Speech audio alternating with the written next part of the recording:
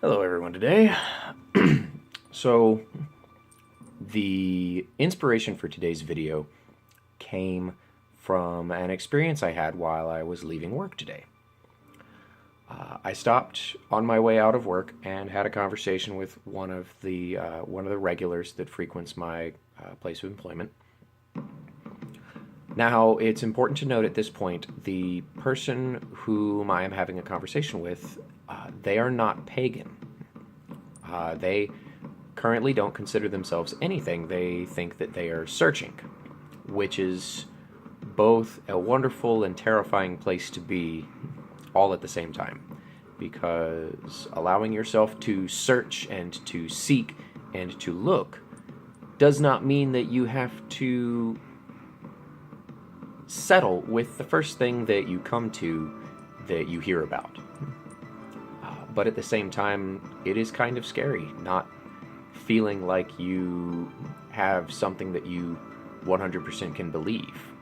So I understand there will be people who are like that who want to watch my channel, who are interested in viewing my videos, and to those people specifically I want to say thank you for viewing. And please do not simply leap into what I'm saying just because I'm the first video that you clicked. Your spirituality is very, very near and dear to you, and it should be extremely important to who you are at your own personal nature, your own center. So please, please, please do not simply affiliate yourself with the first thing that you listen to or look at just because it's the first thing. Please look, feel, be at one with your personal nature. Now, to that effect, let me jump right in here. And so what they asked me, how do you worship? Are there temples or churches for pagans? Do you pray? And while these are all very, very good questions, I want to take a moment here to point out that not every branch of paganism is going to be the same. Not even every branch of paganism that follows the same pantheon of gods is going to be the same. As a beginning example, you have the ADF organization, which stands for Android Fan. They are a Druidic organization. So is OBOD. So is the Neo-Celtic Revival, and so is Celtic Reconstructionism. All of those particular groups, they do not share a common dogma. Some of them don't have dogma at all. So I want to point out at this point, what you all are hearing on my channel is largely, actually is basically 100% my interpretation of the faith of what I've studied. It is what it means to me to be a Celtic and Norse pagan. What it means to me to be a druid. So that's my disclaimer. So I'm going to jump right in with, are there temples or churches? Some groups of pagans have temples or churches or specific places that all of their members gather to worship.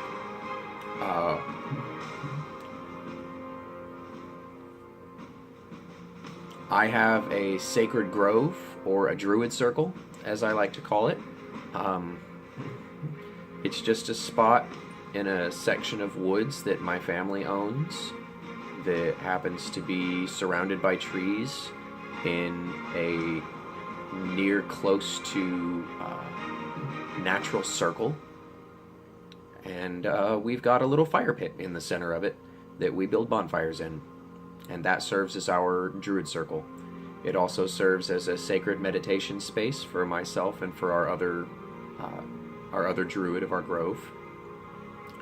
So, in many ways, the answer to the question of are there temples or churches depends on who you ask.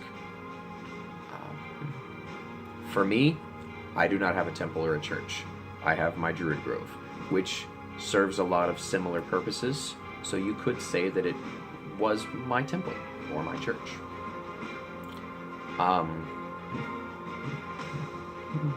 As for having a specific building that all of my grove members gather at, not really. Just that space, and we like that space. It makes us feel close to nature, makes us feel one with the gods and goddesses, and allows us to feel close to the ancestors and the fairy folk.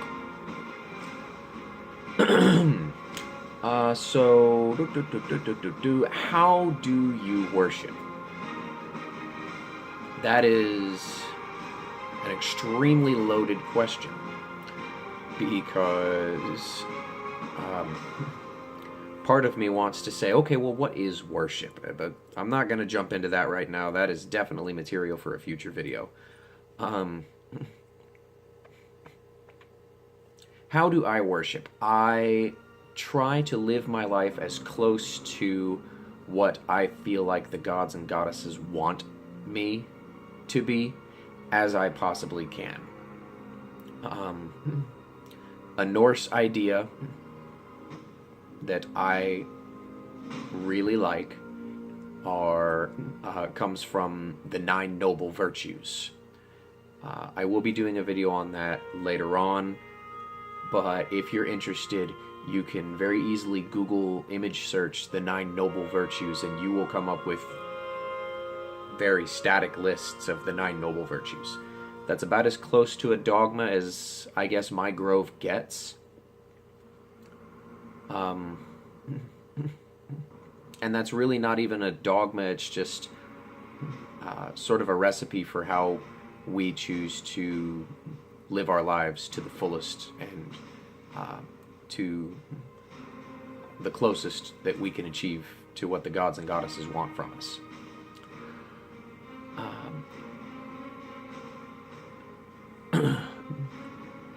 The next question, do you pray? That kind of ties in pretty easily with how do you worship. And again, it kind of makes someone want to ask, well, what is praying? What do you consider prayer? I do not pray in the same way as the Catholics do. The Catholics have their Hail Marys, and they have their rosary, and those are all very great tools for trying to connect with a deity, is having a mantra and having a tool that you use to connect. My grove doesn't typically have any of those things. We don't have a mantra that we use. Our prayer form a lot of times simply comes in the form of whenever one member of our grove is trying something new, or is attempting something beyond themselves, or is trying to better themselves, or is in kind of a struggle, we as a grove will tend to say,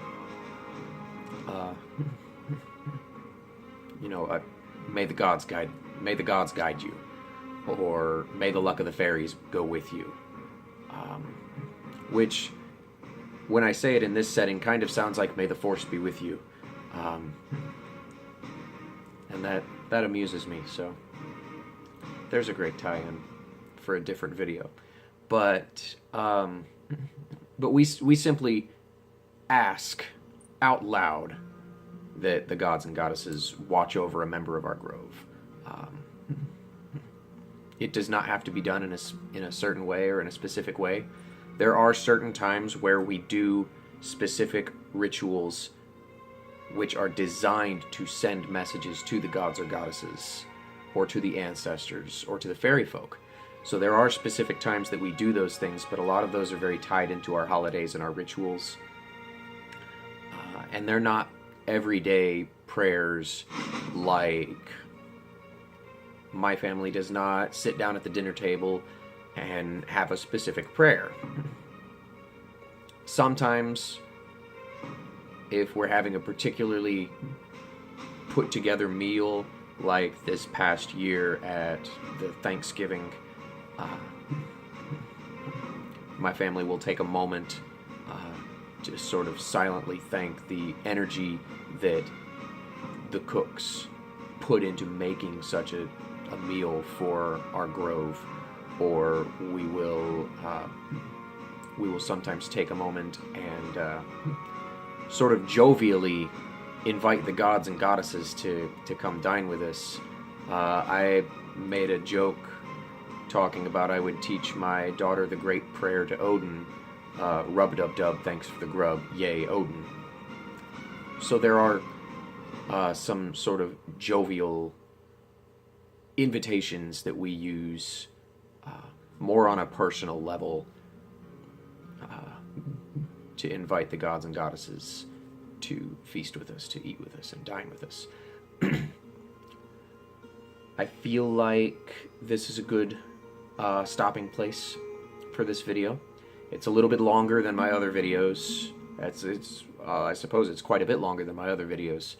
But I feel like this is a good stopping place. I want to point out, so the music that I'm listening to in the background is not mine.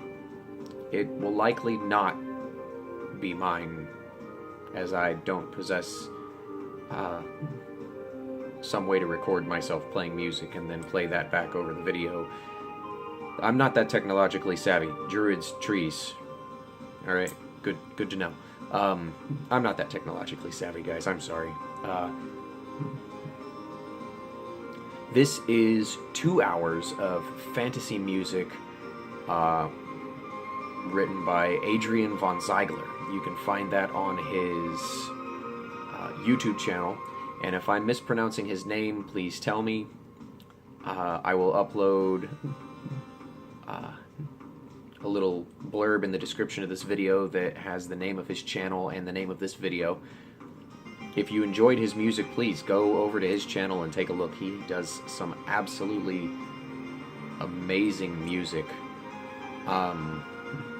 Please, I love his music. I